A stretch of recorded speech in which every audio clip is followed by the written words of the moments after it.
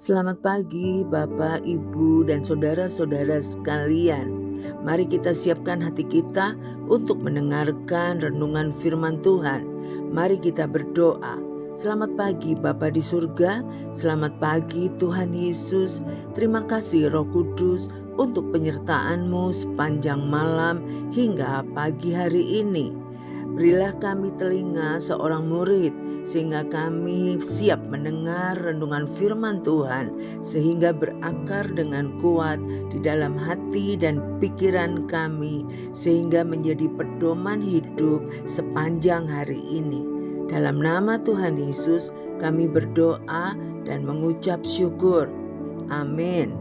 Tema kita pagi ini, kendalikan ucapan kita, diambil dari ayat firman Tuhan 1 Samuel 14 ayat 24 sampai 29.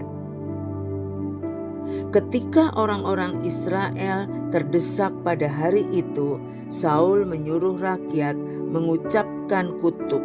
Katanya, "Terkutuklah orang yang memakan sesuatu sebelum matahari terbenam dan sebelum aku membalas dendam terhadap musuhku.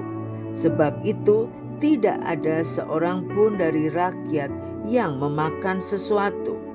Dan seluruh orang itu sampailah ke suatu hutan, dan di sana ada madu di tanah.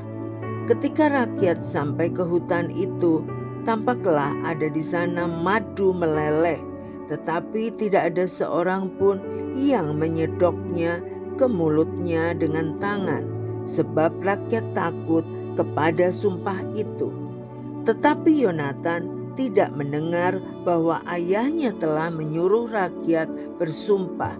Ia mengulurkan tongkat yang ada di tangannya dan mencelupkan ujungnya ke dalam sarang madu. Kemudian ia mencedoknya ke mulutnya dengan tangan, lalu matanya menjadi terang lagi.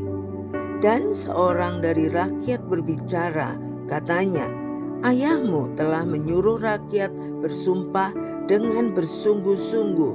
Katanya, terkutuklah orang yang memakan sesuatu pada hari ini, sebab itu rakyat letih lesu." Lalu kata Yonatan, "Ayahku mencelakakan negeri. Coba lihat bagaimana terangnya mataku setelah aku merasai sedikit dari madu ini." Dalam keadaan terdesak, Raja Saul menyuruh rakyat Israel mengucapkan kutuk. Ayat 24. Kata-kata kutukan itu diucapkan saat perang sedang berlangsung, membuat rakyat berperang dalam keadaan letih, lesu, dan lapar. Yonatan yang tidak mendengar sumpah itu melanggar kutukan ayahnya dengan memakan madu di hutan. Nyawa Yonatan pun terancam. Perkataan kutuk yang telah diucapkan itu membuat Tuhan tidak mau berbicara terhadap umatnya. Ayat 41. Dan bila rakyat tidak membela Yonatan, mungkin Raja Saul telah membunuh anaknya sendiri. Ayat 37 sampai 45. Dalam kehidupan sehari-hari, kutukan kadang-kadang bisa terucap bila kita tidak mampu mengendalikan kemarahan. Umumnya, perkataan kutukan yang kita ucapkan itu terlontar secara spontan, tidak dipikirkan masak-masak, tidak rasional, cenderung emosional, dan selalu bertujuan negatif. Siapa sasaran perkataan negatif kita?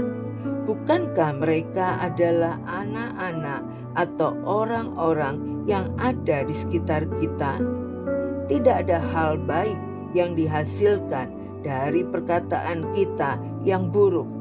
Karena itu, dalam situasi yang tersulit sekalipun, belajarlah untuk mengendalikan hati dan perkataan kita.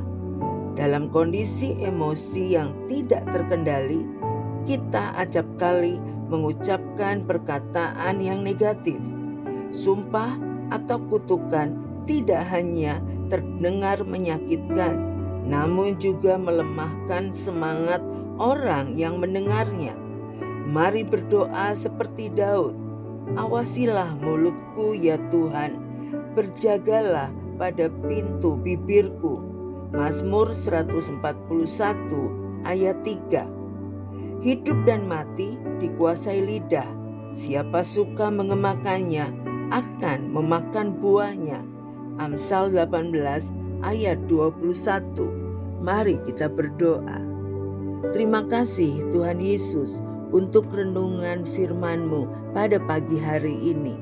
Ampuni kami Tuhan bila kami sering mengeluarkan kata-kata buruk pada saat kami emosi. Tetapi kami mau mengendalikan mulut kami. Kami mau mohon kekuatan dari Roh Kudus untuk membantu kami sehingga kami berkata-kata yang membangun sesama, bukan kata-kata kutukan. Roh Kudus tolong kami. Kami percaya dengan pimpinan Roh Kudus kami mampu mengendalikan lidah kami. Di dalam nama Tuhan Yesus kami berdoa dan mengucap syukur. Amin. Tuhan Yesus memberkati.